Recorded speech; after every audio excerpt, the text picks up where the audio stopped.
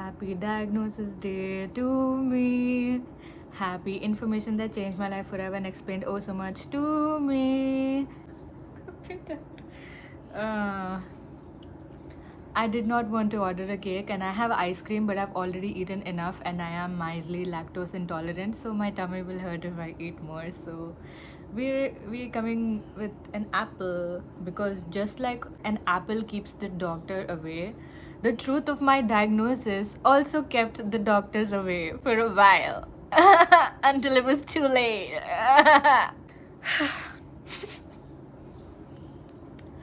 Hello everyone and welcome back to another YouTube video. My name is Jacob Andrew Sharp. No, it's not. I am Srishti. I also go by the name Srash.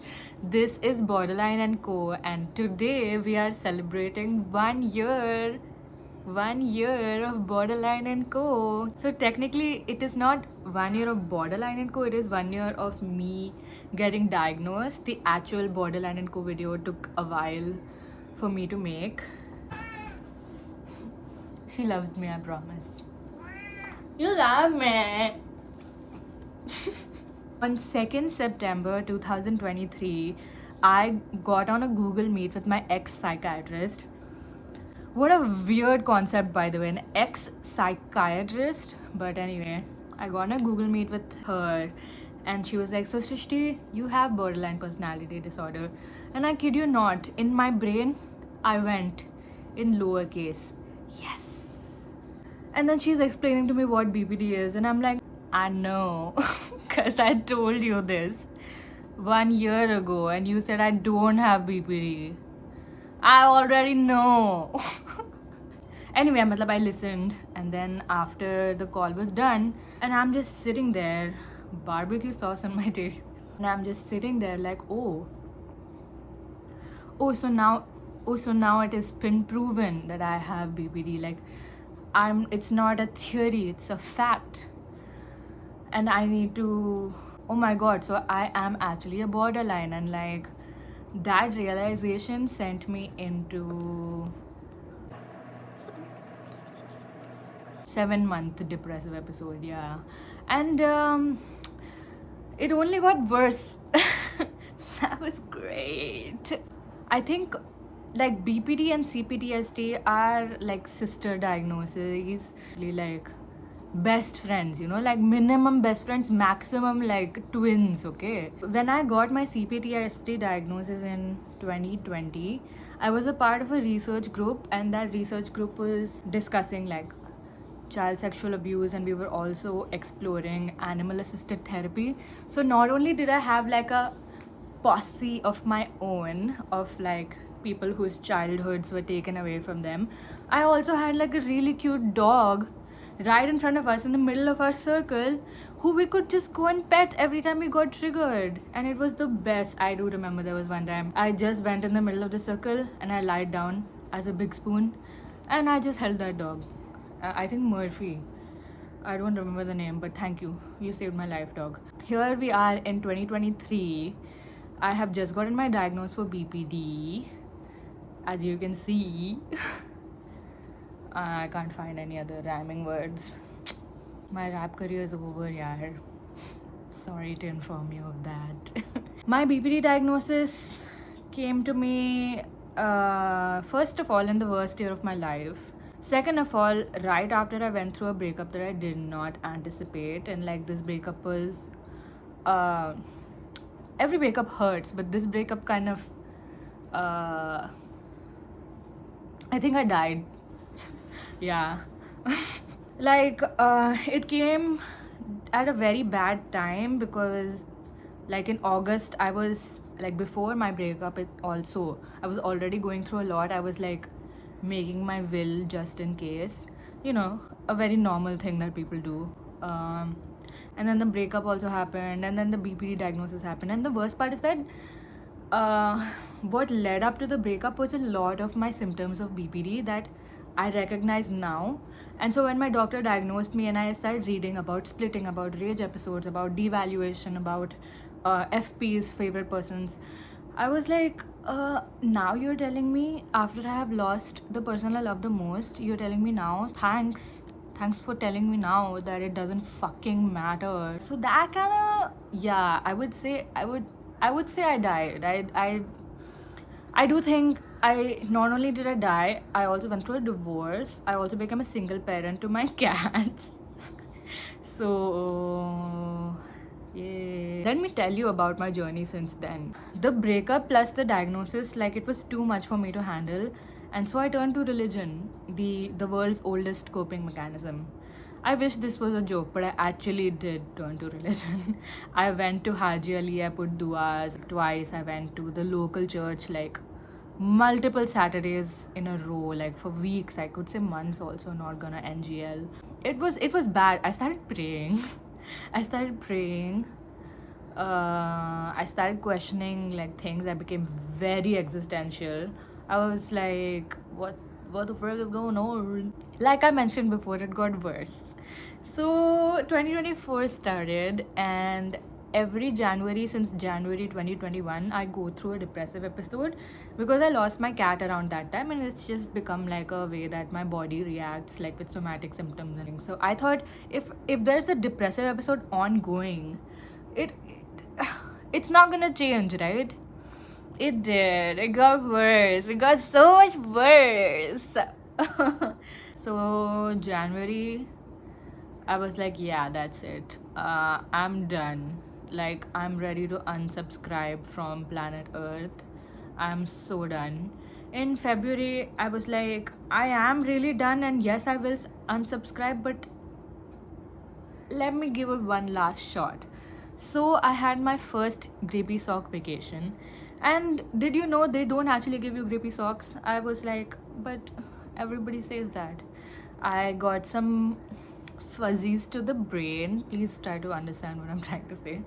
And honestly, the fuzzies to the brain was like the most life-changing thing that has ever happened to me.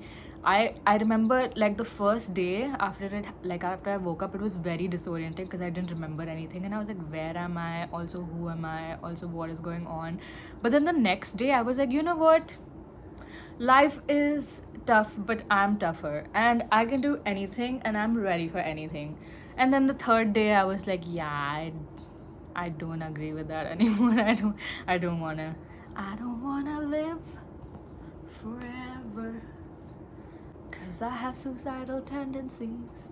So in March, I kind of spent time understanding my symptoms, understanding myself as a person, understanding what it is that I envision for my life on earth.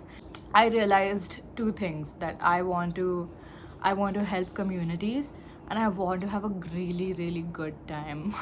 I want to have fun, and I want to make a meaningful difference in this world. So that's what I did. In April, I celebrated myself. I got my hair done as a split dye, as an ode to splitting, which is a symptom of BPD. Uh, and I just prioritized masti, and like I took my medicines on time, and I like there was a time in April where I would like look at my medicines, I would roll my eyes, and then I would take them because I would be like, ये काम तो करते हैं नहीं.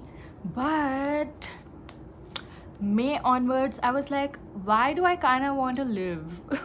Why do I kind of want to live? They started working finally, and I was also on the wrong medicine. I think for a while, like Zonalta and Arpazole were two medicines that did not help me, but fluoxetine and quetiapine, thank you, touch wood, you keep helping me forever.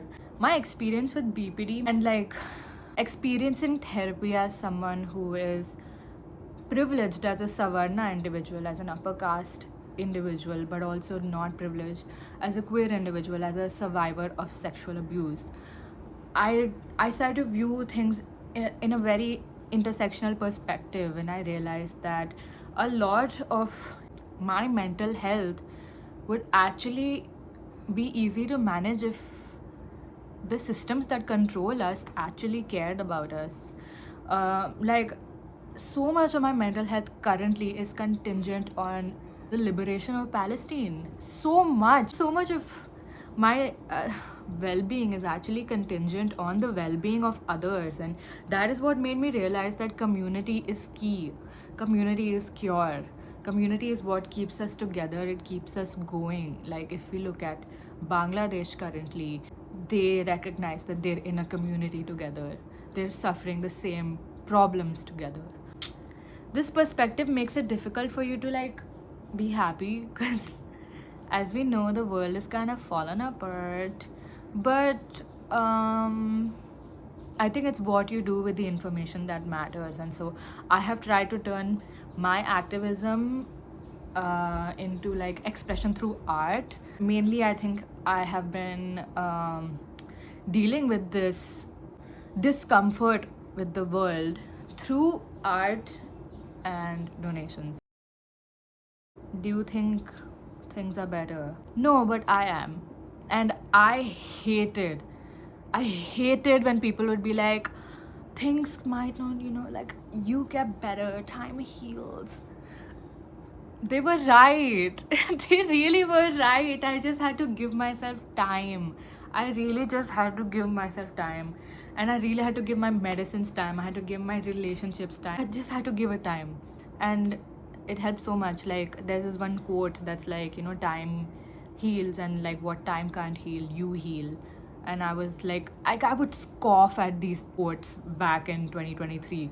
But in 2024, April onwards, every time I see it, I'm just like, yeah, exactly. I mean, I would say my problems aren't over. I just know myself better now, and how I experience BPD. And one of my best friends and I were talking, and then we were just discussing something, and then they pointed out like, I'm really impressed with how maturely we handled this. And that just meant the world to me, because I was like, okay, so this change is not just here, it's like it's expanding from me, and I love that. I'm so happy about that.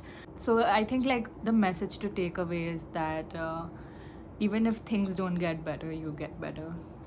And I promise you, you really do. I would also like to point out that September is Suicide Prevention Month, and so ironic, but 7 years ago I tried to kill myself on 8th September, and I survived and I'm here. So I guess I just wanted to say that in these 7 years, I have made mistakes. I have let people down. I have let myself down. I have had moments where I'm just like, what's the point of survival when I'm not even having fun? But I really think we should think about community, and I think like as suicidal people, we can be guiding stars for each other, to be like, if you don't die, I don't die. Promise. Community is the cure. September 8th is the day that I tried to kill myself in 2017, and September 8th is actually World Physical Therapy Day. So I wanted to tie in this aspect of movement and be like, movement also makes the world of a difference. I'd like to take some time out to advocate for expressive arts therapy, to channel your healing. I'd also like to acknowledge that getting a diagnosis is a privilege. It takes money, it takes time, it takes documentation, it takes trust in the mental health practitioners, trust in your own experiences. So it's a huge privilege. So I would like to acknowledge that as well on this day of my diagnosis. 1 year of being a borderline. I talked a lot about community, and so I would like to mention that I'm always looking out for people with CPTSD, BPD, who are neurodivergent, who are just looking for people to build community with. So please comment if you'd like to be a part of something like that. We can definitely build something together, and like, let's have each other's backs. Like, let's fucking do it. Let's prove the ops wrong. Let's prove them wrong, bro. Let's do it. The ops being like, your mom. Your ops being like, your bully from 5th grade. Who like doesn't even remember you anymore. My bully from 5th grade unfollowed me, and I was like, first you bully me, then you unfollow me, how dare you? And then the ops being like, systems of oppression. That one I'm not gonna laugh at, because that's really sad. But we'll get these ops together. I hope you have a great day, and thank you so much for watching. Thank you so much for being a part of my Borderline and Co journey. And I'm so happy right now. Like, my smile is so genuine. I can actually feel it all over. And you know, healing's possible. Healing's possible. You got this. Love you. Bye.